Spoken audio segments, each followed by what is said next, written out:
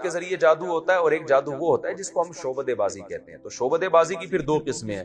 ایک وہ جو یوٹیوب پہ آپ کو ویڈیوز نظر آ رہی ہیں جس میں نظر کا دھوکا ہوتا ہے, ہوتا کچھ بھی نہیں ہے, اور ایک شعبدے بازی وہ ہے جس کو مسمرزم کہا جاتا ہے, دماغ کو کیپچر کر لیا جاتا ہے.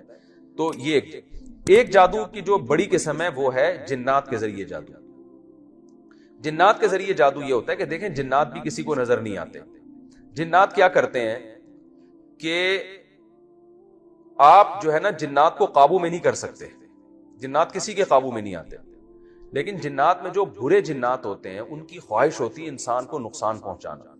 تو بعض لوگ یہ علم, یہ کچھ ایسا تجربوں کے بعد ایک ہنر سیکھ لیتے ہیں, یا ہنر بھی اس کو ہم نہیں کہہ سکتے بلکہ یہ چیز بھی کوئی بھی کر سکتا ہے, کوئی ہنر نہیں ہے.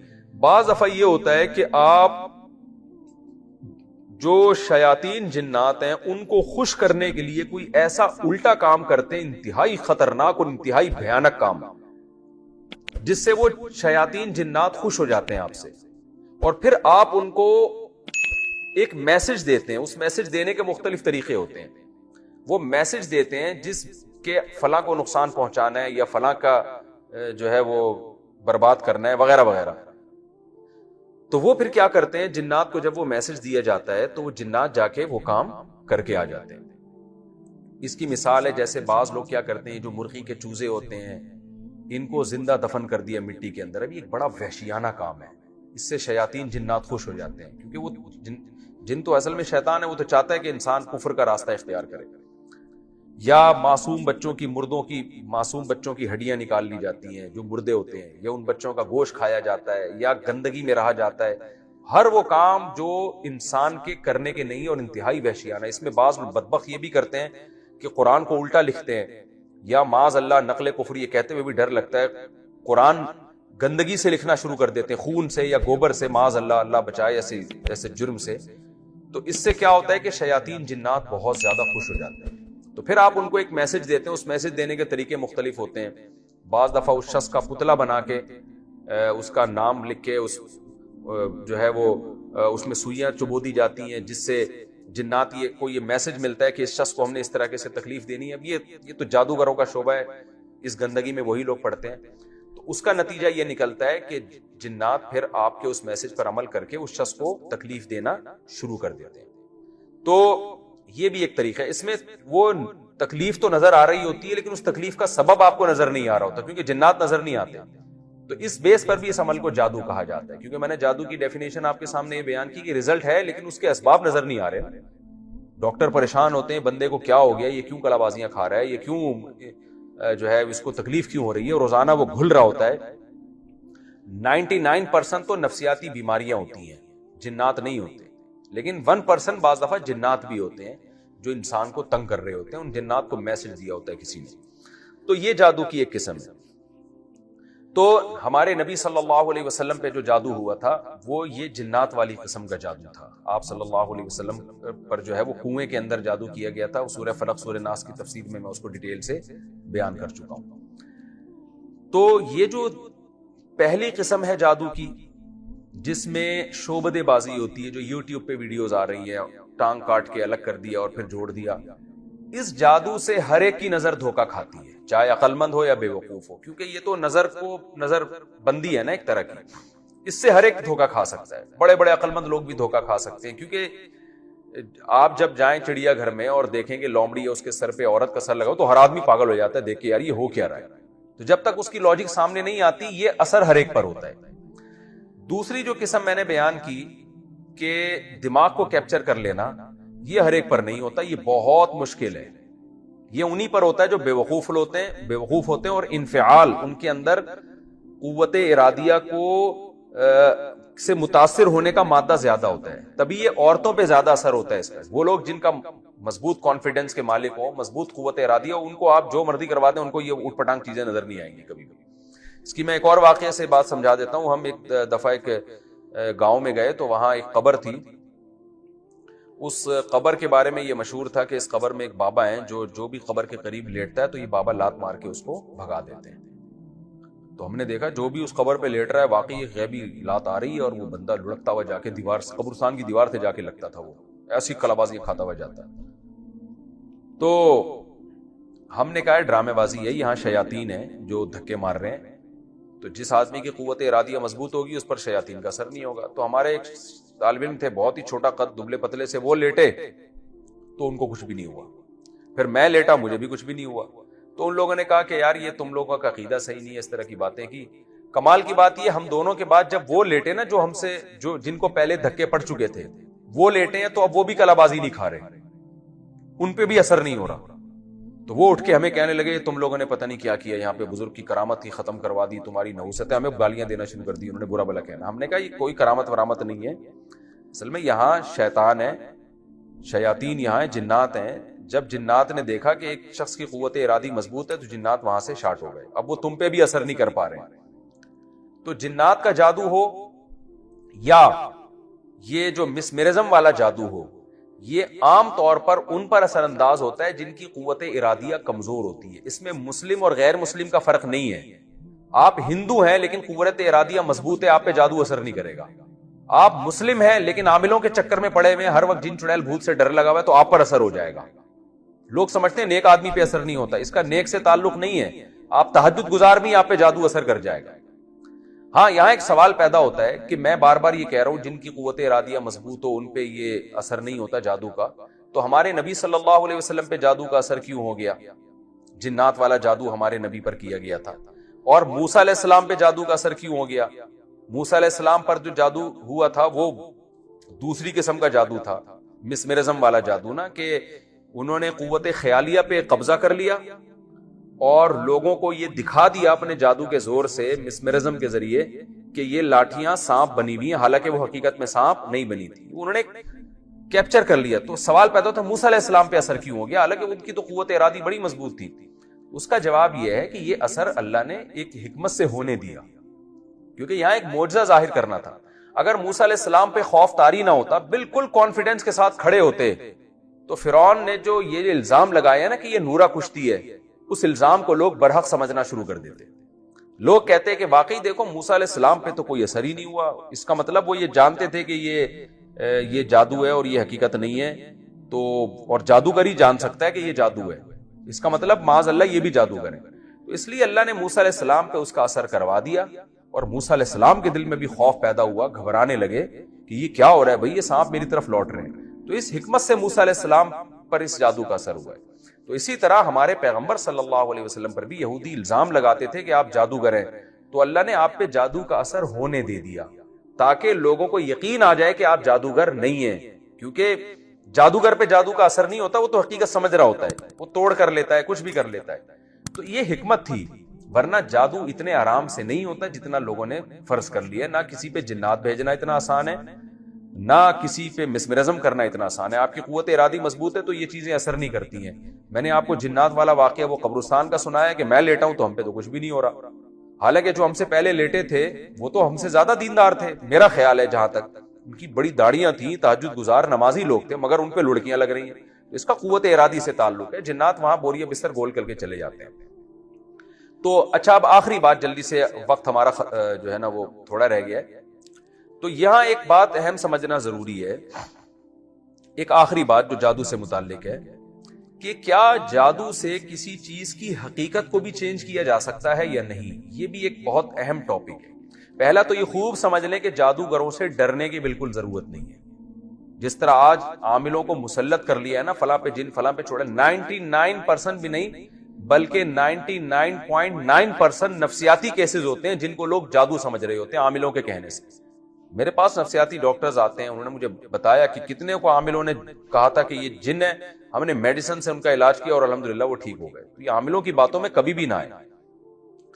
تو آپ یہ کہہ سکتے ہیں کہ حضرت یعنی سورہ بقرہ میں ہے کہ جادو کے زور سے جادوگر جو ہے، بنی اسرائیل میں جو جادوگر تھے میاں بیوی میں لڑائی ڈلوا دیا کرتے تھے۔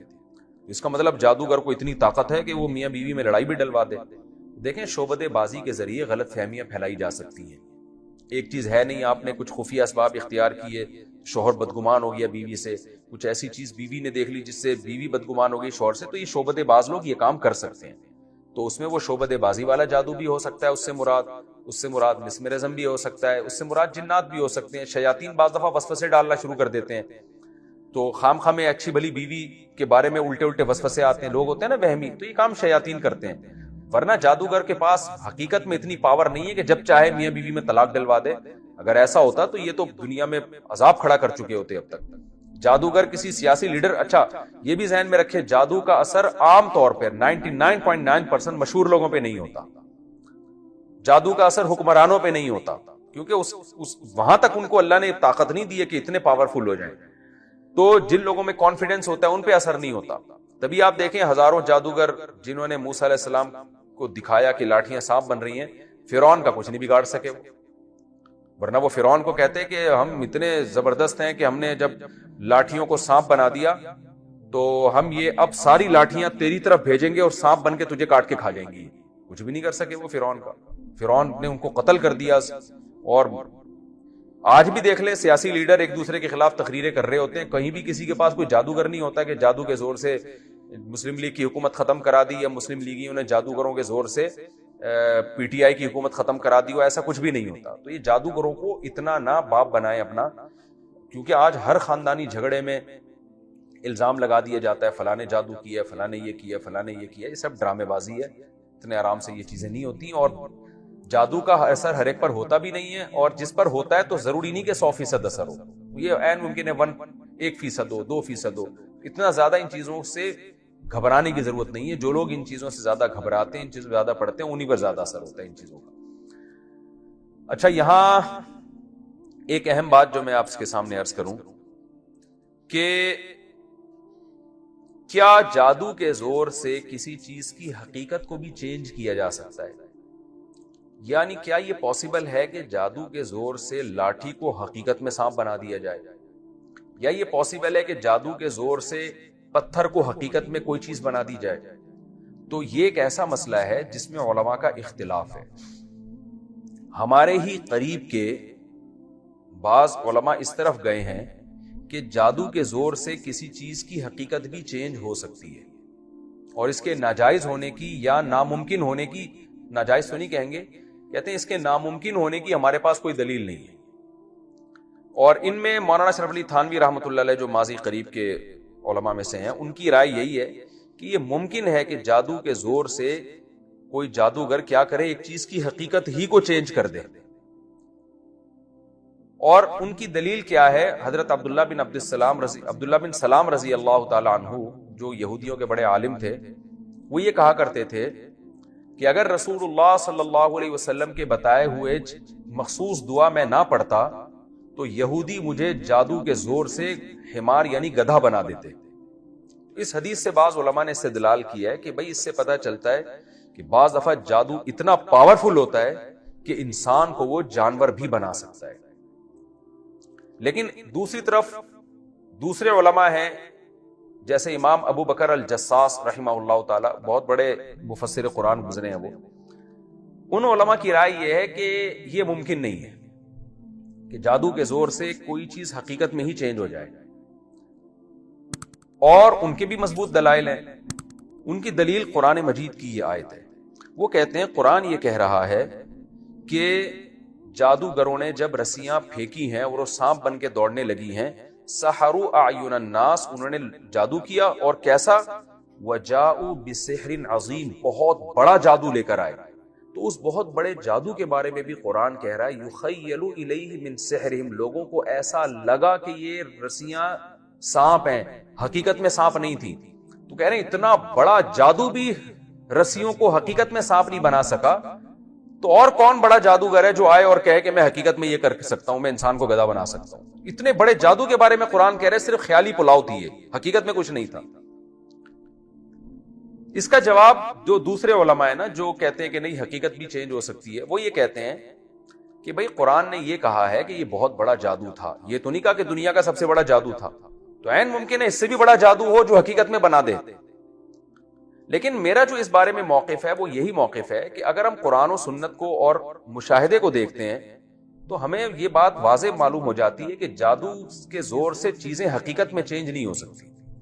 دیکھیں حضرت مولانا صلی اللہ علیہ تھانوی رحمۃ اللہ علیہ کی جو رائے تھی نا، اس رائے کی بیس تھی یہ عبداللہ بن سلام رضی اللہ تعالیٰ عنہ والا واقعہ، کہ وہ یہ کہتے تھے کہ مجھے یہودی گدھا بنا دیتے تو ہماری رائے یہ ہے کہ یہاں حقیقت میں گدھا نہیں بنا دیتے، بلکہ یہ بھی ممکن ہے کہ ایسا بنا دیتے دیکھنے میں انسان گدھا لگنے لگتا، جیسے جادوگروں نے رسیوں کو سانپ بنا دیا، کیا مطلب دیکھنے میں وہ سانپ لگ رہی ہیں، تو یہاں یہ تعویل ممکن ہے، اس لیے کہ اگر ہم یہ تعویل نہیں کرتے تو اس پہ بڑے بڑے اشکالات ہوتے ہیں۔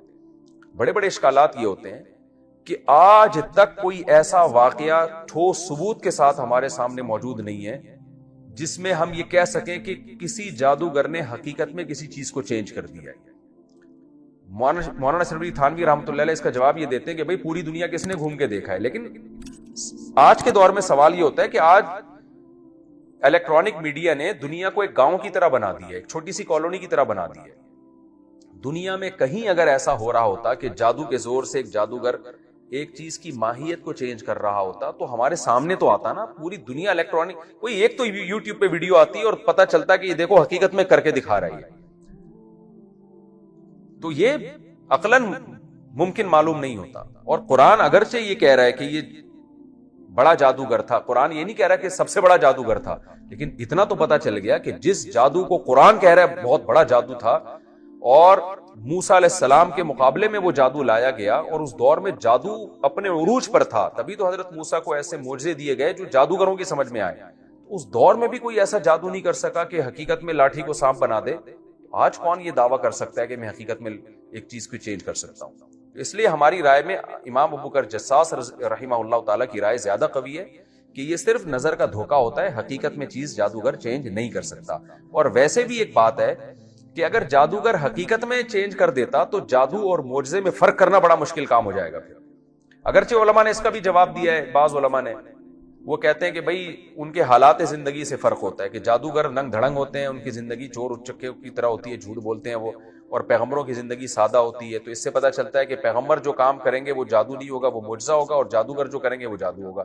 لیکن یہ دلیل ذرا کمزور معلوم ہوتی ہے، کیونکہ یہاں جو موسیٰ علیہ السلام کا جب جادوگروں سے مقابلہ ہو رہا ہے تو سیرت پہ بحث نہیں ہو رہی ہے، عمل کو دیکھا جا رہا ہے۔ جادوگروں نے دیکھا کہ یہ لاٹھی حقیقت میں سانپ بن گئی، فوراً سردے میں گر گئے۔ یہ سردے میں گرنا اس کی علامت تھا، وہ مانتے تھے، جانتے تھے کہ جادو کے زور سے لاٹھی کو حقیقت میں سانپ بنانا امپاسبل، یہ ناممکن ہے، تبھی تو فوراً ایمان لے آئے وہ، ورنہ وہ غور کرتے کہ بھائی ہم نے تو جادو کیا ہے، ہم نے تو نظر کا دھوکہ دیا ہے، اور معاذ اللہ موسیٰ نے جو جادو کیا ہے وہ اس سے بھی بڑا جادو ہے، اس نے حقیقت میں لاٹھی کو سانپ بنا دیا۔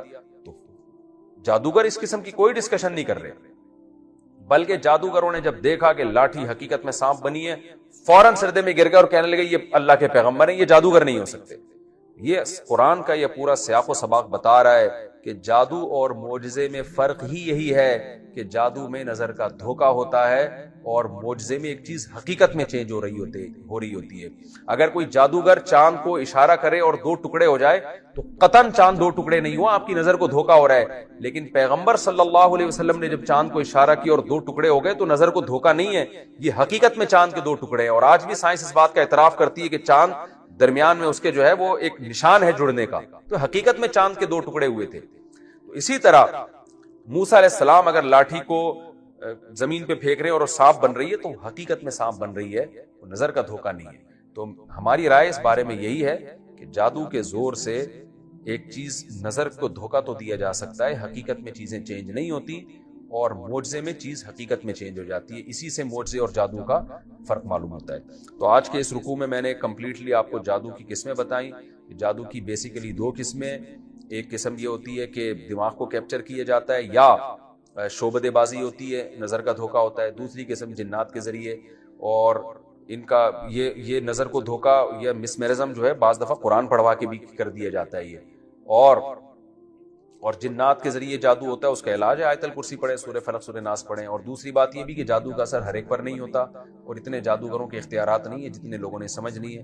اور تیسری بات یہ کہ جادو میں چیز حقیقت میں چینج نہیں ہوتی، صرف ظاہری طور پر نظر ایسا آ رہا ہوتا ہے وہ۔